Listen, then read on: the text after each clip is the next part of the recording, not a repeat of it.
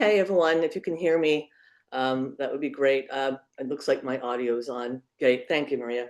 I want to welcome you all today. We really appreciate you joining us today. I'm really excited about this presentation that's going to be given to us by Lisa Fagin Davis, who is the Executive Director of the Medieval Academy of America in Cambridge, Massachusetts.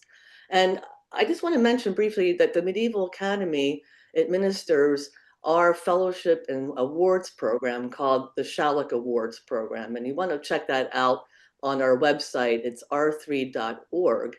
And every year, the Medieval Academy screens out graduate students, and they award one fellowship of $40,000 to support someone writing their dissertation, and five $5,000 awards to graduate students to help defray their cost of research and whatnot. So it's something that our society, our branch is particularly proud of. And you can find a whole list of everyone who's received these awards and what their topics were of their dissertation. So go to r3.org and go to our Shallock Awards page if you're curious about that.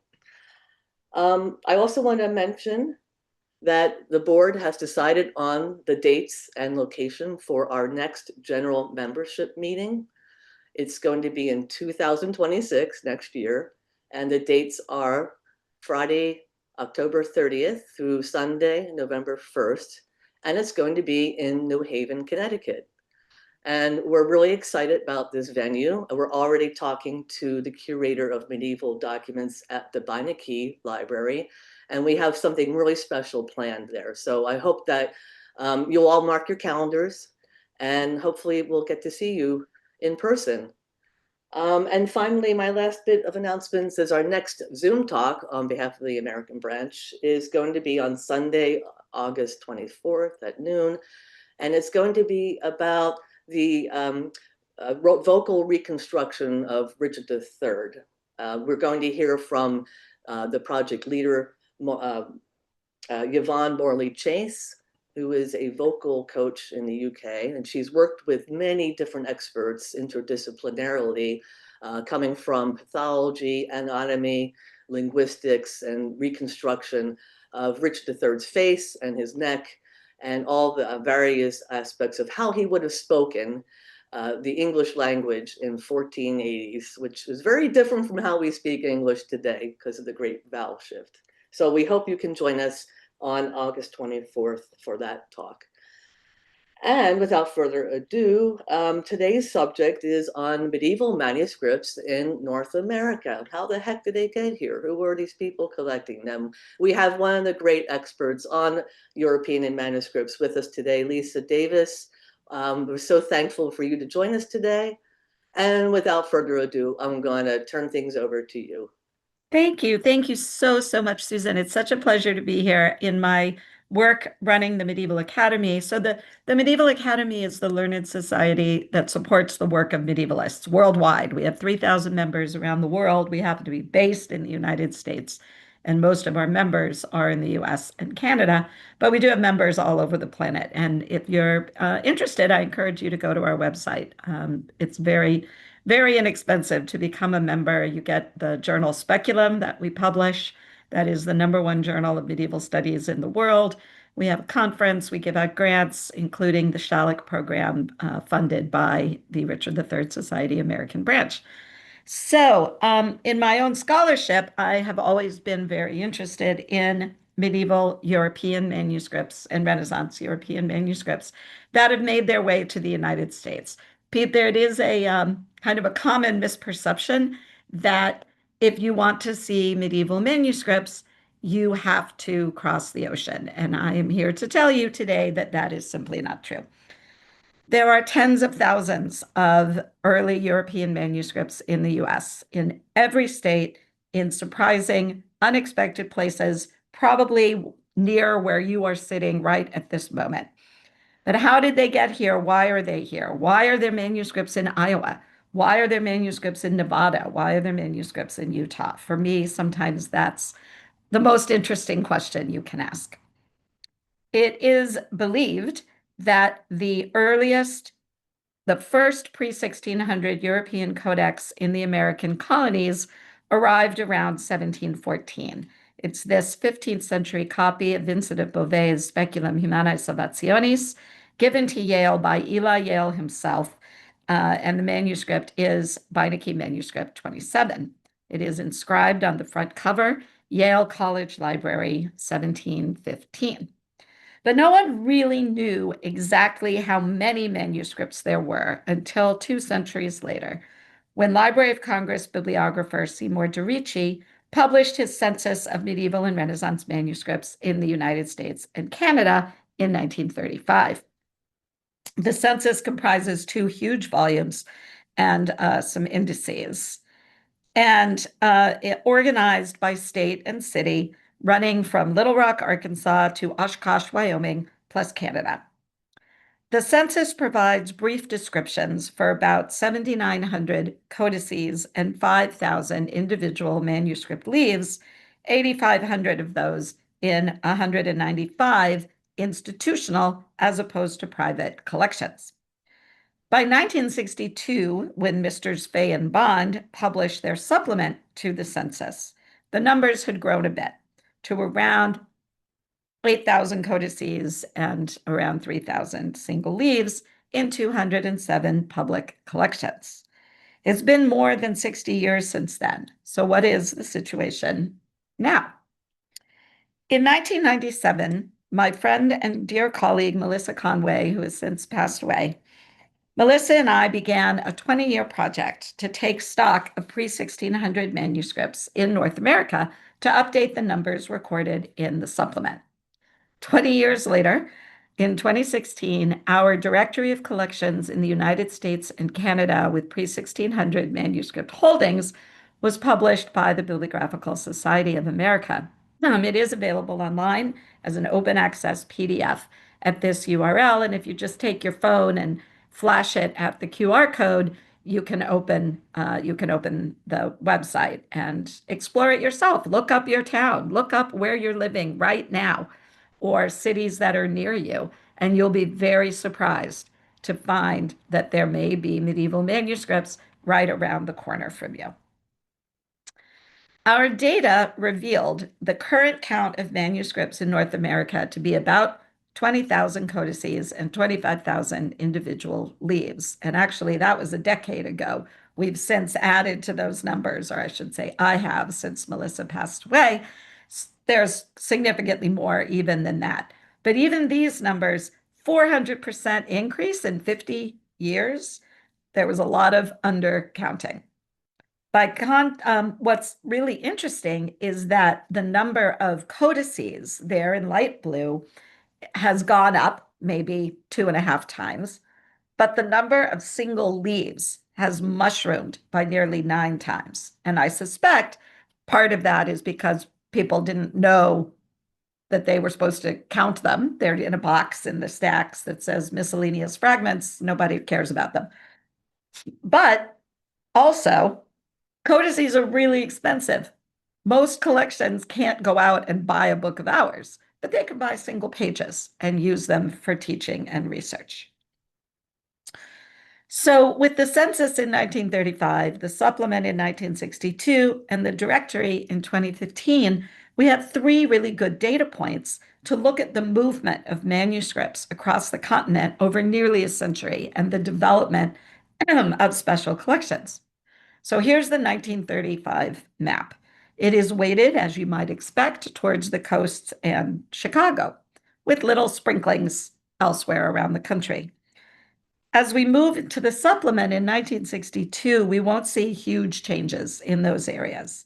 But keep an eye on the middle of the country, where research institutions begin mid-century to grow their special collections for research and teaching. So we see more collections and bigger collections. That dot in Michigan that gets bigger, that's the University of Michigan. We also see significant growth in collections in states such as Massachusetts and Connecticut, representing major acquisitions of private collections by institutions such as Harvard and Yale. Excuse me, hold on, I need some coffee. Finally, when Melissa and I published our work, we recorded manuscripts in every single state except North Dakota and Alaska. You can see significant growth. Look at Kansas, for heaven's sake. Look at Lawrenceville, Kansas. Look at what's happening in California, San Francisco, and Los Angeles. Suddenly, we have these huge collections beginning to grow and more dots sprinkled around the entire country. Another significant change is illustrated here. The number of public collections has grown from 195 to 207 to 510. Throughout the second half of the 20th century, we start to see then more and more special collections at universities around the country starting to take an interest in collecting this kind of material. The 300 collections that have manuscripts today that were not included in either the census or the supplement represent more than half of the total number. So in 2013, I decided to start exploring these collections online to see what I could find. And you can, again, flash the QR code to open the blog, or just Google manuscript road trip, and you can find it. So I've spent the last 12 years systematically exploring digitized collections and just library catalogs throughout the United States. So here's how I introduced the project in the very first post. This is a quote. This was September 2013. There's an increasing interest in recent years in the identification, classification, and cataloging of medieval manuscripts in North American collections. Many collections have not been cataloged in any significant way, so there is a lot of work to do. On the other hand, an increasing number of collections have put their holdings online for all to see, most notably the Walters Art Museum in Baltimore, the University of Pennsylvania, and the collections included in the consortium Digital Scriptorium. On this blog, I will take readers on a state-by-state tour of manuscripts in the lower 48, focusing on less well-known collections, some in very surprising locations, unquote. And I began in Maine at Bowdoin College and followed this map. So let's just be clear. This was not an actual road trip. I didn't take 20 months off work, hop in my car, and drive around the country looking at manuscripts as much as I would have liked to. But because I often added little details like routes and landmarks and highway exits, some people did actually think I was in Iowa or Wisconsin or Alabama. A friend of mine in Madison texted me kind of in a cranky way and said, "You're in Madison? Why didn't you call me?" It's like, no, not actually in Madison, but I might be. So that was that was part of the fun. But such details also helped readers to connect with the reality, the material, spatial reality of these locales, places where you might not expect to find early manuscript material. For example, Reno, Nevada. As far as I know, the University of Nevada, Reno is the only institution in Nevada that has medieval manuscripts. They have a few single leaves, but they've also got this very impressive quarto-sized codex that had not been studied at all before I encountered it.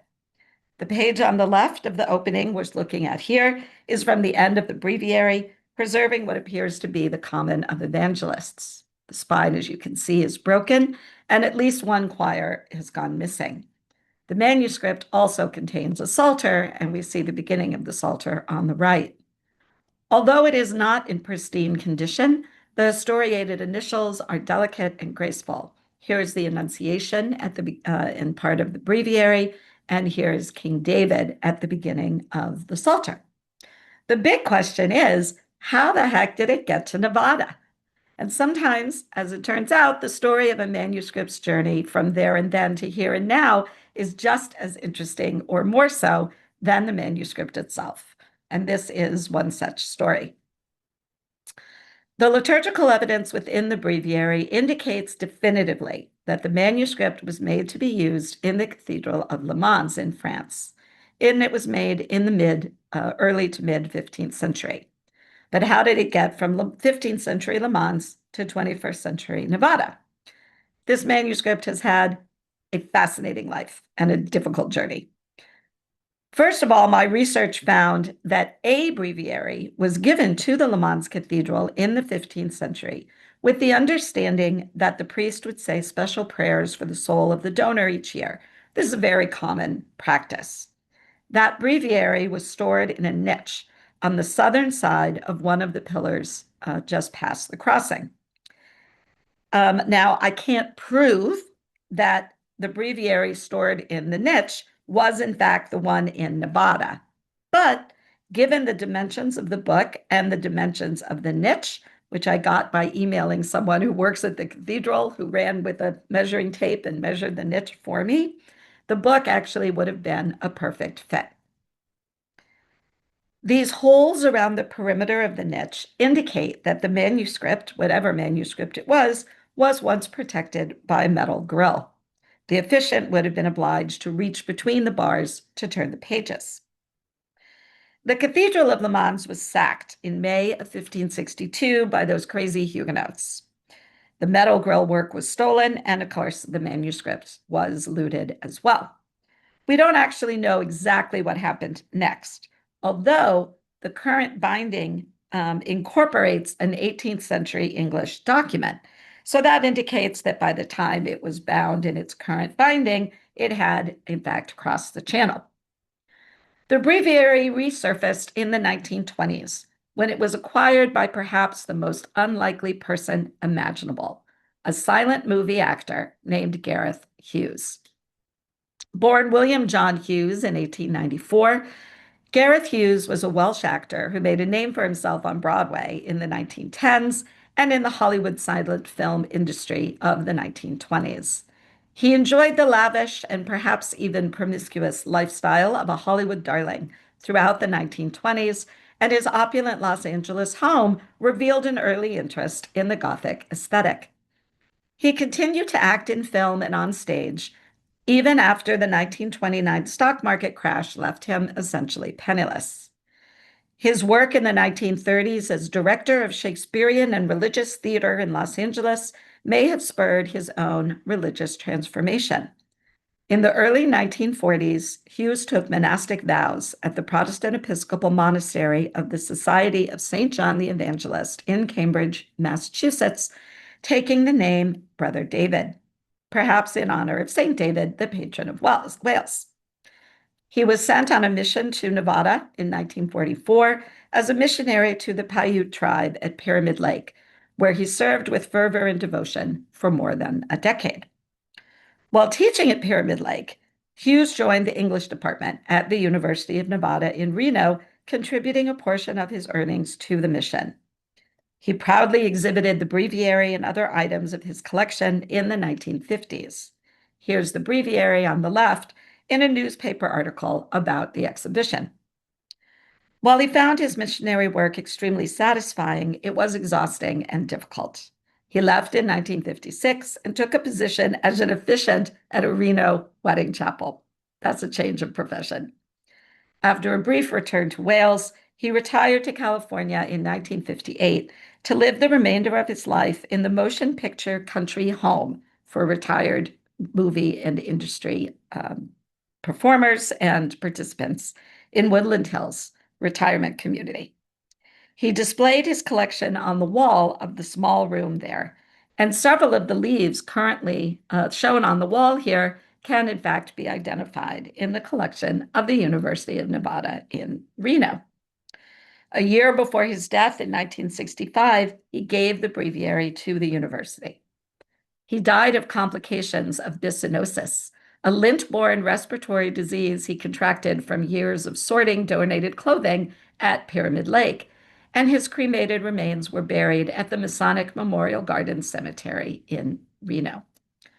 The story of his life, as gleaned from various internet sources, only scratches the surface of his fascinating journey, a journey on which the breviary was his sometime companion. These quotes, gathered from his online biographer, Stephen Lyons, perfectly capture the varied facets of his life. Here's what Stephen Lyons wrote. Isadora Duncan, very famous choreographer, called him the world's greatest dancer. David Belasco, a legend of American theater, thought he brought to mind, quote, green fields, altar candles, and a brothel, unquote. Cecil DeMille called him a young idealist. And the Bishop of Nevada wrote, he is the only white man I have ever known who seems to win immediately the unreserved affection of the Paiute people. He is the most effective teacher of the simple essentials of the Catholic faith that I have ever known. Knowing that much about him, it's easy to see why the breviary would have appealed to him. So that's just one of the many stories that I have recorded in my blog. In a national corpus of books that have all traveled to get where they are today, right? By definition, we're looking at European manuscripts in North America.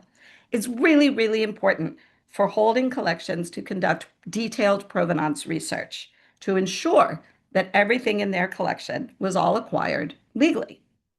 I have, in fact, been involved in several provenance investigations for the federal government that have resulted in repatriations, such as this beautiful manuscript, formerly belonging to the Boston Public Library, that I discovered had been stolen from the Archivio di Stato in Venice during World War II. And of course, by the time the BPL bought it, that information had been lost and they acquired it in good faith. But they were very happy to repatriate it in 2017.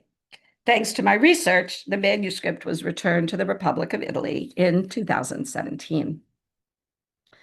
I finally completed my virtual road trip in May of 2015. Since completing the virtual journey, I've been writing less frequently, just posting occasional special topics or observations and discoveries that seem worth sharing, but maybe aren't enough for a scholarly publication. I've done 85 posts as of today. I have a pretty large readership, hundreds of thousands of people. And thanks to the publicity generated by the blog, just a few months ago, I finally found manuscripts in North Dakota, where I previously had not known of any. At the University of North Dakota's museum, there are, in fact, two cuttings, a miniature and a cutting from these beautiful manuscripts. And so now I can, in fact, add North Dakota to the map. One thing that I have learned from this experience is that the self-reporting that Melissa and I relied on 28 years ago is not always accurate. Site visits are critically important to take an accurate census. And just such a census is being undertaken in the Midwest for a discoverability cataloging and digitization project titled Peripheral Manuscripts. And if we overlay their discoveries on top of my 2017 map, you can see that by physically visiting repositories throughout the region, they have uncovered numerous previously unrecorded collections, as well as additional material in known collections.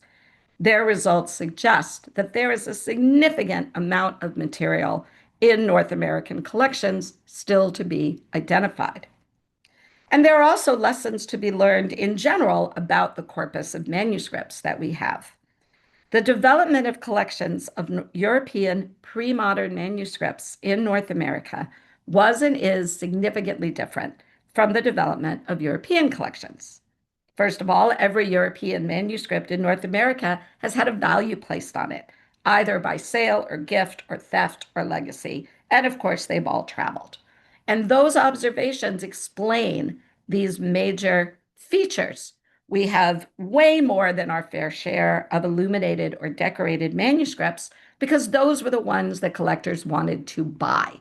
If you were to just look at the North American corpus, you would think that 1 in every 5 manuscripts was a book of hours, and that's just not true. If you would look at the corpus of manuscripts at the Bibliothèque Nationale, it's more like 10%. So illuminated manuscripts are way overrepresented. And those were the ones that people, and by contrast, we have relatively few manuscripts from before the year 1100. And that's because those aren't illustrated. They don't have gold. They're not shiny and sparkly. And so they didn't really appeal to early collectors. These were the manuscripts that the collectors wanted. This is the Lindau Gospels at the Morgan Library. It was good to be J.P. Morgan. And in fact, I just noticed the mug I happened to grab is a J.P. Morgan mug. And people like J.P. Morgan, William Randolph Hearst, those rich guys, they were buying up all the really good stuff. And the English and the Europeans did not appreciate that, as in this demonstrated in this Puck cartoon from 1911, showing J.P. Morgan using his dollars as a magnet to suck European heritage to the United States. They were not happy about it. Let's put it that way.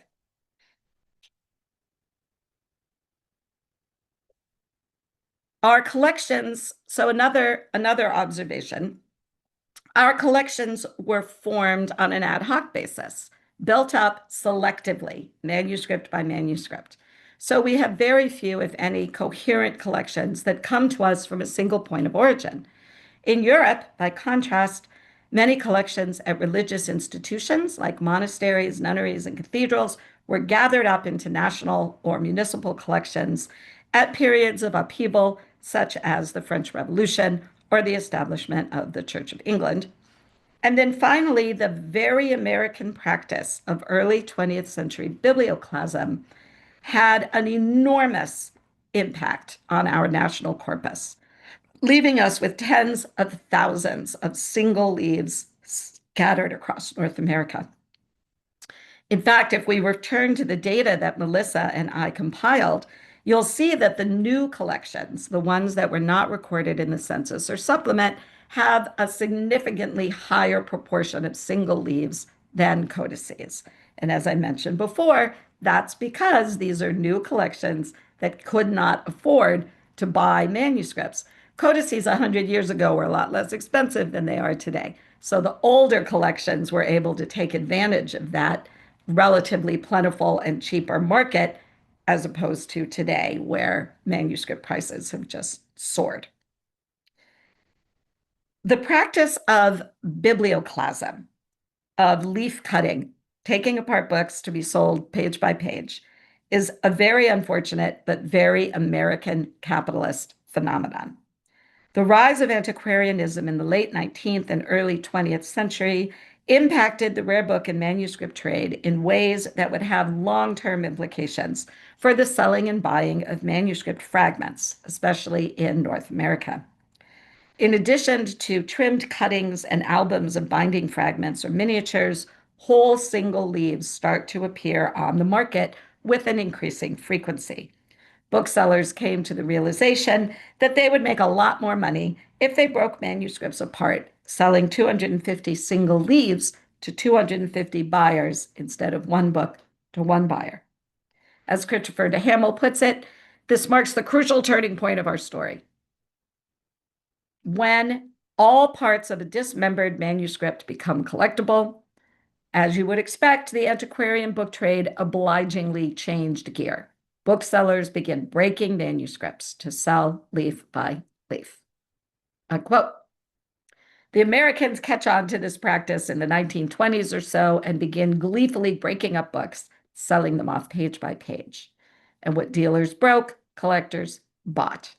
Thousands of manuscripts have been lost due to this practice.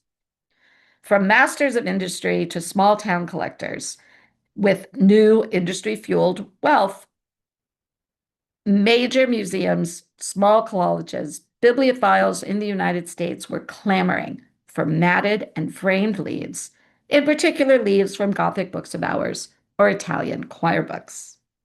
Today, there are tens of thousands of leaves of dismembered manuscripts in hundreds of North American collections.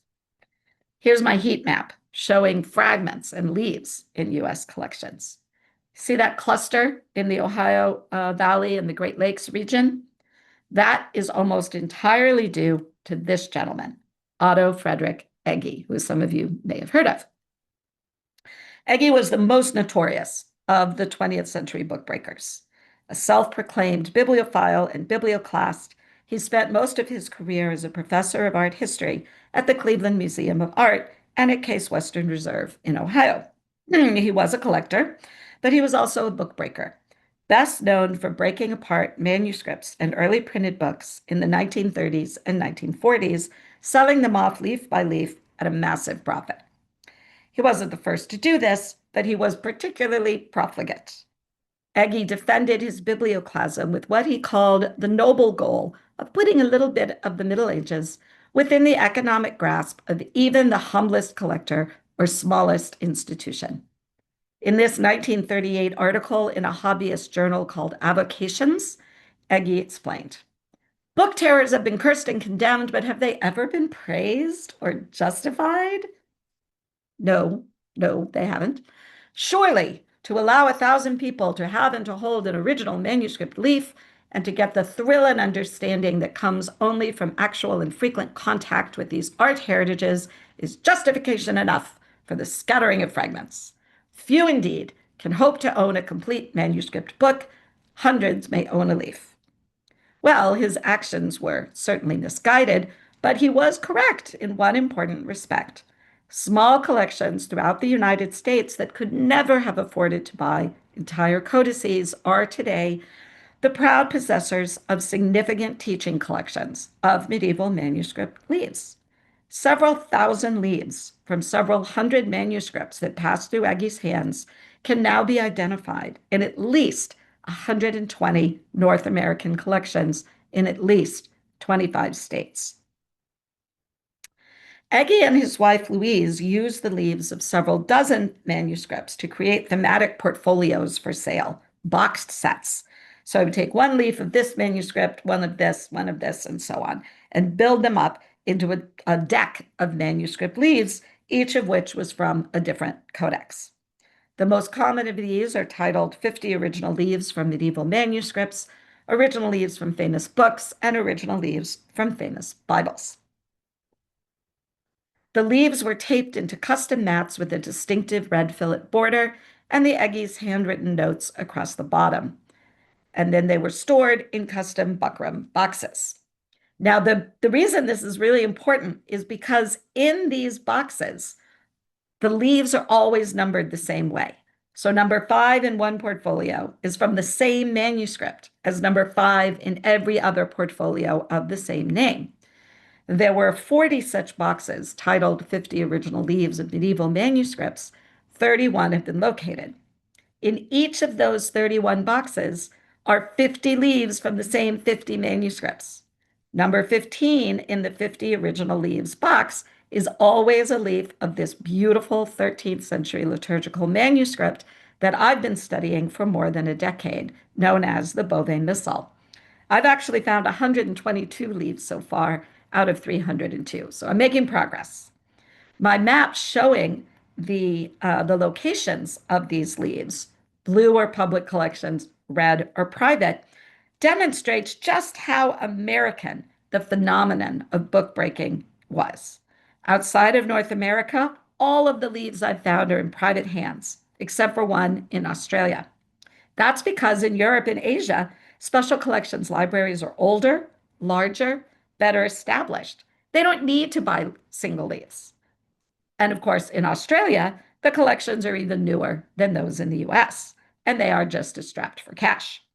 So if American collections want to teach their students about medieval manuscripts, they can't do it by buying 50 books of ours, but they can buy 50 leaves. And I'll be happy to discuss the obvious ethical questions about this practice in the Q&A. So I want to leave you with a quick survey of where you can look to find digital medieval manuscripts if you cannot go to a local place to see them in person. The biggest repository in the United States is Digital Scriptorium, digital-scriptorium.org, where there are currently records from 45 US collections with more than 26,000 manuscripts. That's an enormous amount, an enormous number. Then we've got a smaller consortial collection in Philadelphia called Bibliophily, where we have 15 collections and representing around 2,000 leaves. Laura knows all about that collection, that project. Then we have here's Digital Commonwealth in Massachusetts, 3 collections, 100 records. The Walters Art Museum, again, the Morgan, the Walters, the Huntington, all of those collections established by those robber barons, they got good stuff. Here's the Morgan, where we have more than 1,400 records of manuscripts bought and curated by the extraordinary Belle de Costa Green. And the Digital Public Library of America doesn't have digital images, but it does have records for more than 2,000 manuscripts. So that's more than 100 collections, more than 32,000 manuscripts, which is more than half the total. So there's a lot you can find online. And again, I've given you a QR code and a short URL where you can find this document with live links. So you can just click through and follow those links. So the last thing I want to do before I take some questions is I want to go online and go to Digital Scriptorium and just sort of show you how it works. It's a really extraordinary website. So digital-scriptorium.org. We're going to search the DS catalog, and you'll see immediately here on the left, you can in fact search by a particular collection. So if you were really interested in the Free Library of Philadelphia, you could just click on that and you could see all the records from the Free Library. Say we only want to look at pretty books. We want to look at the books of hours. We only want to find those that have images. And let's see what we find. So here's a book, the very first one, Lewis E85. You click on it, and hopefully the magic will happen and we will see the images. There we go. And you can, in fact, use this to open just the thumbnails, and that way you can jump to whatever you want to look at. Let's see if this one has any miniatures. There's one. So we can open that up and take a look. So there are lots and lots of ways to get at these manuscripts. This is John the Baptist, the Agnus Dei. There's the little Agnus Dei that he's cuddling with. Very beautiful early 15th century Book of Hours. But another thing you can do that's actually really fun is we could do that. Say we only want to look at manuscripts from, say, England. So we click on place. There are 24 manuscripts from England here, and then we can see we've got some documents, mostly legal things, blah, blah, blah. Here we go. Let's see what this is. You can find the Huntington collection, which is an enormous collection, obviously, of English manuscripts. Well, this looks interesting. There we go. And there are lots and lots of ways then of accessing this material. What happens if we just look at the English ones and maybe we want to look at keywords? Let's see what we find. If we look at the keywords, let's see, have we got some 15th century English manuscripts? Oh, this looks interesting. Genealogical Chronicle, London and England. I mean, would you even have thought that a genealogical chronicle of the kings of England to Edward IV? What's that doing here in the United States? Well, if you go to follow the link to the main record up here, you will obviously you can find out more about where they got it and how. Here we go. So sold by Duchesnes. Oh, it's part of the Houck collection. Very important sale in 2006 to Sam Fogg, who then sold it to the library. So I hope that will inspire you to go to Digital Scriptorium and go on your own adventure to see what is available. Go again, start at the directory, and you can go to, you can see what's in your backyard. You may be able to go to those collections and see manuscripts in person. You might not. It depends on the collection, right? Things are on permanent display, sometimes in museums, but at special, and for the, in libraries, you don't have to be affiliated with the institution to get into special collections. You usually have to have special library privileges to go into the main library and do that research. But if you want to just go to special collections, generally it's just as simple as presenting an ID, filling out a form, signing a document saying you promise not to use a pen and to follow their rules. And you can go into special collections and pull up some of this material. So I hope I've convinced you that you don't have to cross the ocean to find early material in North American collections. So I would be very happy to answer any questions. Yes, Laura has put in a plug for bibliophily. I never know if it's bibliophily or bibliophily. I think it's bibliophily, right, with the emphasis on Phil. Um, so I see a question from Joan. I noticed the illustrations look similar. Are there templates? That's just the ones I happen to choose. But most manuscripts, sometimes they're working from model books, but that's generally a later practice, starting in, say, the 16th century. Before 1600 or before 1500, you generally have artists doing their own thing. So I'd be happy to take questions if there are any, or if you have thoughts about collections in your own neighborhood. Yeah, thank you. I have a question for you, and something that's always been brought up whenever we talk about manuscripts. Do you wear gloves? No, no gloves, no gloves, no gloves. Never, ever, ever, ever, ever. Okay, Never. No why? white gloves when handling parchment. Paper is a little different, but if you're handling parchment, you should not wear gloves. It is bad for the manuscripts. Whenever I post a picture of myself online holding a manuscript, I always get some person going, "You don't know what you're doing. You have to wear gloves." No, most collections now will not ask you to wear gloves, at least in the United States. Absolute best practices is established by the Library of Congress, the British Museum, the Bibliothèque Nationale, no white gloves. I see Laura also noted that, reminded me that bibliophilia is inspired by Bibliotheca Schönbergensis, which is a collection currently at Penn, collected by collector Larry Schoenberg, and I was in fact his private librarian for about a decade.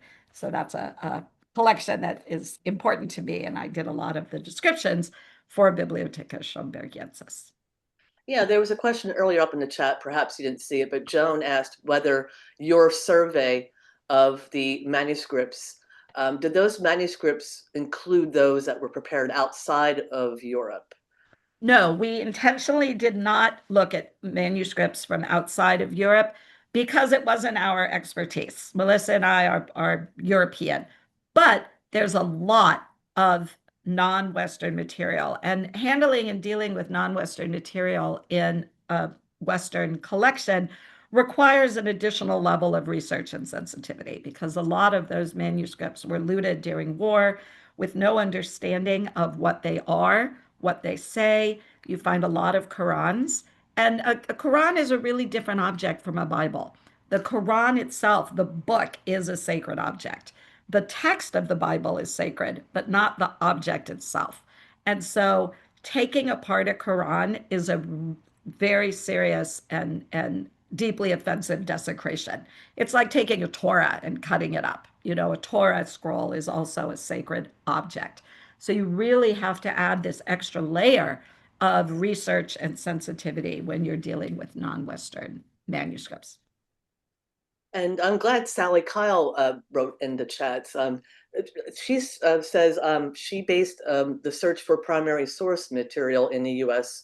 on the dictionary or directory you just Yay, that's great to hear. yeah, in the Missing Princes in America project that was led Yeah, by Philippa Langley, where they are digging into archives with fabulous. eyes to look Oh, for. that makes me so happy, Sally. Thank you for thank you, thank you, thank you. It's so good to know that it's been used and people find it useful. I've unmuted myself. I hope Yes, that's all please. right, Susan. I don't know if you can see, but here is the book that I was compiling on all of the research that we did, and my team were absolutely wonderful about it. And the very clear directive is details. Detail. We are not in a rush. We don't have to get through this. We want to look for everything we possibly can in all of these institutions. And our search was but we had a date range 1483 to 1509, and we were looking for letters, government documents,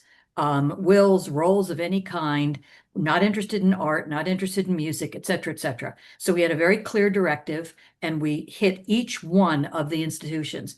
And Great. the team would send me their reports each month and I issued an update to the things we found.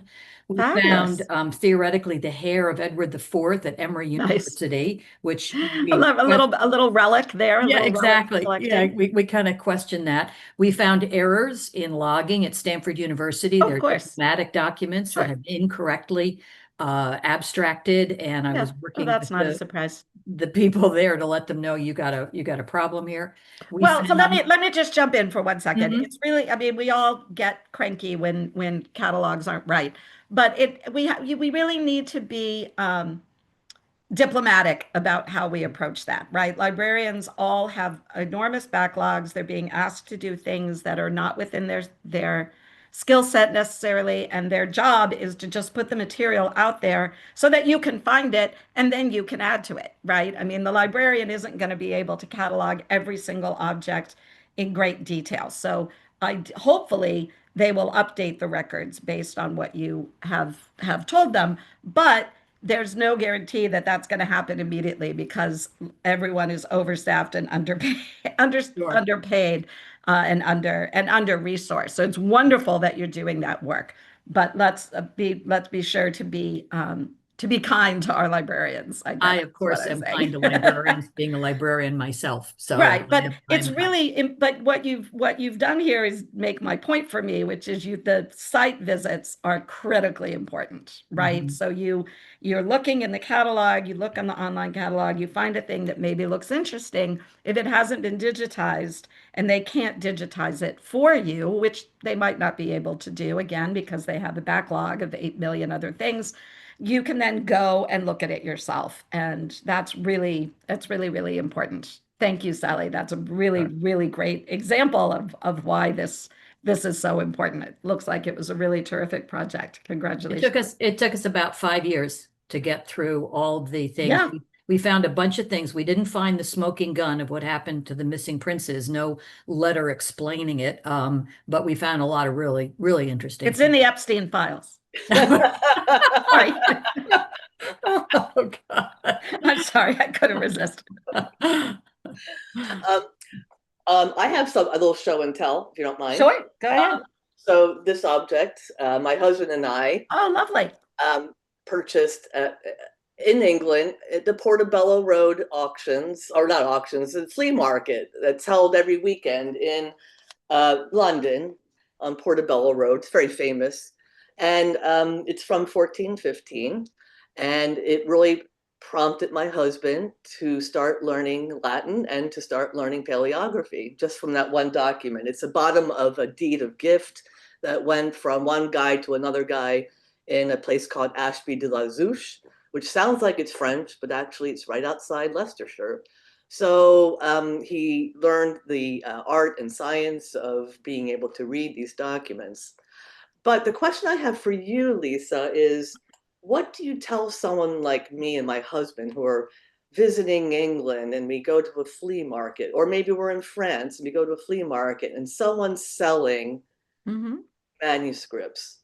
How should we, how do we approach this and be wary? So it depends on what it is you're buying. All right. So manuscripts it could be a whole codex, right? It could be a document like you're showing. It could be a little fragment that was stuck into a binding as a part of the structure that was then pulled out and sold. It could be a whole leaf from a manuscript that was cut up. So, if you want to think about kind of ethical practices, if you're looking at a fragment that was used in a book binding, there's no ethical problem there, right? I mean, they didn't cut up the manuscript to sell it. They cut it up, they used it as a book binding structure, and now it's being sold. Ideally, it would be great to know what book it was used in, but that information may have been lost along the way. For a whole codex, I would not buy anything if the dealer could not give me the full, complete provenance, right? A lot of provenance has got a hole in World War II. That's an alarm bell. That was the problem I had with this BPL manuscript and sort of tracking the provenance back and forward. We ran into this lacuna that happened to be during World War II. Those are alarm bells flashing. Whole single leaves, which are lovely. I have a collection of one, two, three, four, five, six. I got a bunch of them. But every one of them, I know when the manuscript was cut up. I'm not going to buy a leaf if I can't be assured that it wasn't sold on eBay last week and cut up by the dealer, right? For me, if I'm going to buy a fragment, I would buy an Ottawaggi fragment because I know it was cut up 100 years ago. It's like elephant ivory. You don't want to buy something that was sourced by an elephant being shot last week, but ivory sourced 400 years ago is ethically okay. But everybody has their own line. Some institutions won't buy fragments at all because they don't want to risk encouraging further fragmentation. And so it's really up to you to decide where you want to draw that line. With a document like that you have, it's almost impossible to know where it came from and where it's been. So that's a more challenging question. Yeah, exactly. And Yeah. the seller was a licensed auction or a antique dealer. They gave us a little bit of a provenance, but fortunately, it's really just a government document. So it was filed in triplicate, so we got the bottom foot of it, which has Nice. seals attached. So Yeah. that Yep. was the attraction for us. Yep. Last question, because I don't see any more in the feed. Um, is there any effort to put together these these orphans out there? And Did I set up that question? Did I plant that question? yes, That is, in fact, my life's work, is to digitally bring these deconstructed manuscripts back together. And that is what I'm doing with the Beauvais Missal. I have a website. It's called Broken Books 2. I'll put it in the here. It is http brokenbooks2.omeka.net, where you can, in fact, see a link to the digital reconstruction of this manuscript. And this is you can do that with these eggies, with these books Eggy took apart, because it's really easy to find 30 pages from one of these books just by looking in these boxes. And I'm a professor at the Simmons School of Library Science, and I teach a course on curating and cataloging medieval manuscripts. And in the class, this is our project every year. We pick an Eggy manuscript. Every student gets one leaf that they have to catalog. And then we work together as a class to put the book back together. And then once we have all of this information about the leaf, we then research the original manuscript. Because once you have 30 pages, you got a good chunk of data and evidence to learn something about the original book. So yes, it's absolutely possible. I know of, my goodness, how many projects? At least 20 projects of people doing this work, trying to digitally bring these scattered leaves back together. It's very satisfying and very exciting work. I could do a whole lecture just on that. yeah, that's so good to know. After you talked about all that book clasm, it was Yeah, yeah. breaking my heart over here. To Yes, of hear course. that. It's terrible. Can you Yeah, imagine taking a knife to a book of hours and just like cutting yeah. it out? Roger Wick tells a story about when he was a teenager. He used to go to Philip Duchenez's shop in New York City, and he bought a missal leaf from him. And then he went back the next day and said, "That missal was so pretty. Do you have any more?" And Duchenez gets out the scissors and says, "Sure, let me go in the back. I'll be right back." And he just goes, "Toot, toot, toot, toot, toot," cuts out a page. It's terrible. Um, and Absolutely terrible. people probably know there's something called the map thief, for the same destruction of books of maps Right, of course. Very taken out. common. So it was a very But a lot harder to fix because it's really hard to know that this map came out of that book. yeah, You know what edition it was, but you don't know which copy it was. yeah. So we're trying to repair all the destruction our ancestors did. Yeah, I that mean, out of the goodness of digital their makes it heart, possible. at least the guy in Ohio was systematically selling them. Like you said, that you could kind of tell Yeah. what leaf number 2 came from. At least he was systematic. Yeah. So Wendy asked, how do you identify the book from which broken pages were taken? You mean, how do I know that this leaf and this leaf came from the same book? Is that what you're asking? Yes? Yes, that's it. Okay, so you have to look at the measurements. You look at the number of lines per page. You look at the script to see, is it written by the same person? Does it have the same kind of decoration? But mostly, really, it's about the measurements and the number of lines per page. That's kind of a fingerprint. So if you show me a missal that's 2 columns, 21 lines, 290 by 162 millimeters, that's a Beauvais missal leaf. You know, I mean, they're like fingerprints.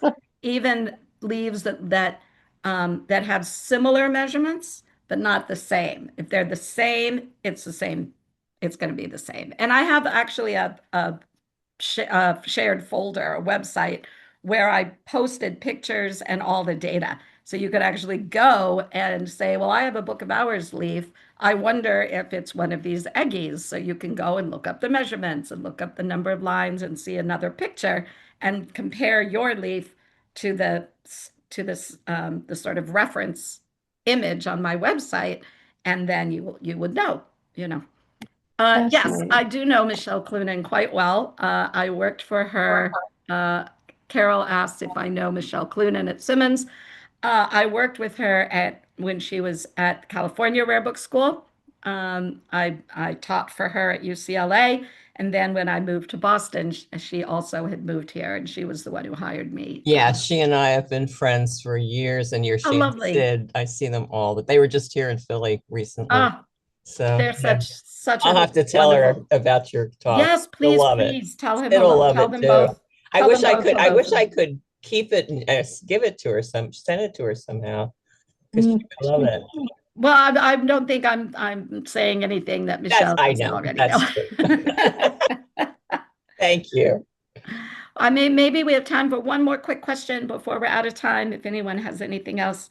But I encourage you to follow the links and go find the manuscripts. And if you happen to know, so if you look in my directory for a collection that you know has manuscripts and it's not listed there, please, please, please email me and let me know, because there are lots of collections out there that we don't know about.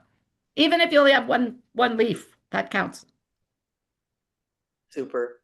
Well, thank you so much for this engaging and informative and fun. You made me Thank laugh you. several times in your presentation, and many people really loved hearing the story about the actor, Garrett. Mr. Hughes, isn't he it's just the loveliest story. He was probably gay. We don't know that for sure, but it's suspected that he was. And that Pink, was Hollywood actor. No. And well, yeah, I mean, and look at him. He was, he looks so kind. He looks like such a sweet man. And went off to become a monk. It's a lovely story. well, again, thank you. I'm going to stop the recording. Yes, thank you.